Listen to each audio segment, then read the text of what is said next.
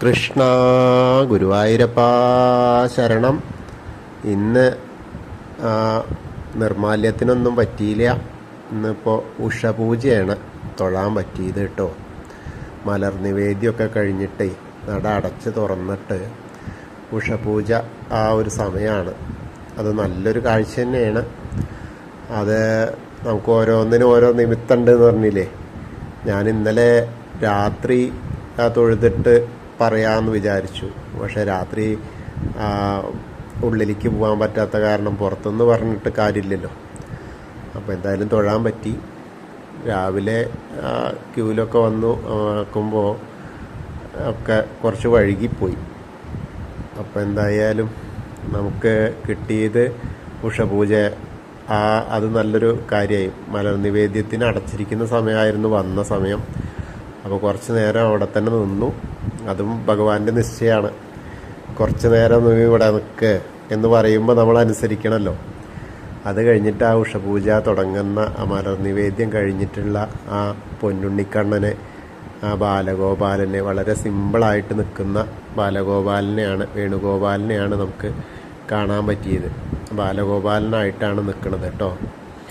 അതിങ്ങനെ ഒരു അധികം എന്താ പറയുക, വലിയ വസ്ത്രം അതൊന്നുമില്ല. അതായത് വലിയ അലങ്കാരമൊന്നുമില്ല, വളരെ ചെറിയ അലങ്കാരം.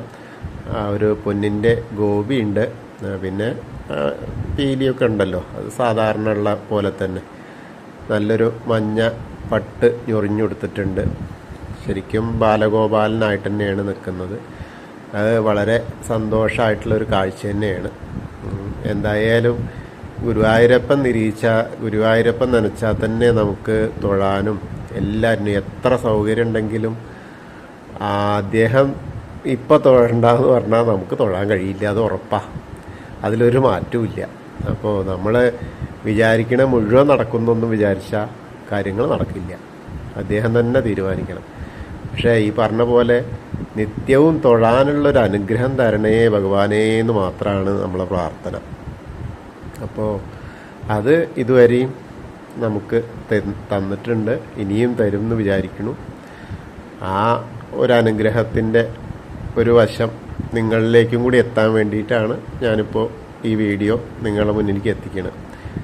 കാരണം ഈ വീഡിയോ കേൾക്കുന്ന ആളുകൾക്ക്, നമ്മളെ ഭക്തർക്ക് എല്ലാവർക്കും ആ ഗുരുവായൂർ വന്നിട്ട് ആ ഉഷപൂജ സമയത്ത് ബാലഗോപാലനെ ദർശിക്കുന്ന ഒരു അനുഭവം ഉണ്ടാവുമല്ലോ. അത് ആയാൽ തന്നെ അവരെല്ലാവരും, കേൾക്കുന്നവരെല്ലാവരും ഗുരുവായൂർ വന്നു. ആ സമയത്ത് ഗുരുവായൂരാണ്. അത് എപ്പോൾ കേൾക്കുന്നോ എപ്പോൾ കേട്ടാലും കുഴപ്പമില്ല. ആ കേൾക്കുന്ന സമയത്ത് രാവിലെ ഉഷപൂജ സമയത്താണ് നമ്മളിത് ഇവിടെ എത്തിയല്ലോ എന്നുള്ളൊരു ചിന്ത മനസ്സിലേക്ക് വന്നാൽ തന്നെ ആ ഗുരുവായൂരപ്പൻ്റെ ഒരു കൃപ അവിടേക്കും എത്തും. കാരണം ശരീരം കൊണ്ടല്ലേ നമുക്കിവിടെ എത്താൻ കഴിയാത്തുണ്ടാവുള്ളൂ, മനസ്സുകൊണ്ട് എവിടെ വേണമെങ്കിൽ പോയി വരാലോ. അപ്പോൾ ആ ഗുരുവായൂരപ്പ സന്നിധിയിൽ മനസ്സെത്തുകയാണെങ്കിൽ അത്രയും നല്ലതല്ലേ.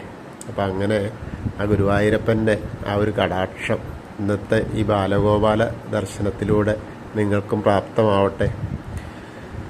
കൃഷ്ണായ വാസുദേവായ ഹരയേ പരമാത്മനെ പ്രണതക്ലേശനാശായ ഗോവിന്ദായ നമോ നമഃ. ഇന്നലെ ശുദ്ധിയായിരുന്നു, ഇന്നും ശുദ്ധിയുണ്ട് കേട്ടോ ഗുരുവായൂരപ്പന്. അപ്പോൾ വൈകിട്ട് വരുന്ന ആളുകളൊക്കെ ഉണ്ടെങ്കിൽ അത് ശ്രദ്ധിച്ചോളൂ. 6 മണിയുടെ മുൻപ് വന്നിട്ട് തൊഴാൻ ശ്രമിച്ചോളൂ. അതിനുശേഷം പിന്നെ അകത്തോട്ട് പോയി കയറി തൊഴാൻ കഴിയില്ല. അപ്പോൾ അതൊന്ന് കേൾക്കുന്ന ആളുകളൊക്കെ ഒന്ന് ശ്രദ്ധിക്കുക.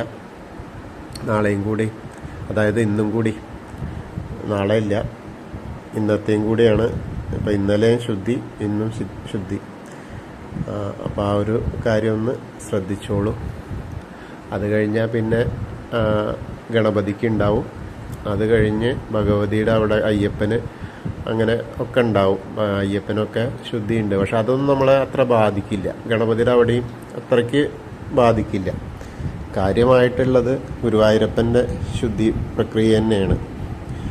കാരണം ഗണപതിയുടെ അവിടെയൊക്കെ ആണെങ്കിൽ ആ ഭാഗം മാത്രം ക്ലോസ് ചെയ്യുകയുള്ളൂ, നമുക്കുള്ളിൽ കിടക്കാൻ പറ്റും. ഇതിപ്പോൾ അതല്ലല്ലോ, ഇത് ഉള്ളിലേക്കുള്ള പ്രവേശനം ഇല്ലല്ലോ.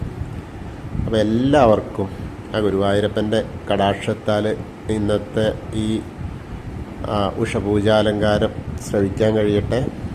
എല്ലാവർക്കും ആ ഗുരുവായൂരപ്പൻ്റെ അനുഗ്രഹം ഉണ്ടാവട്ടെ. ഹരേ കൃഷ്ണ.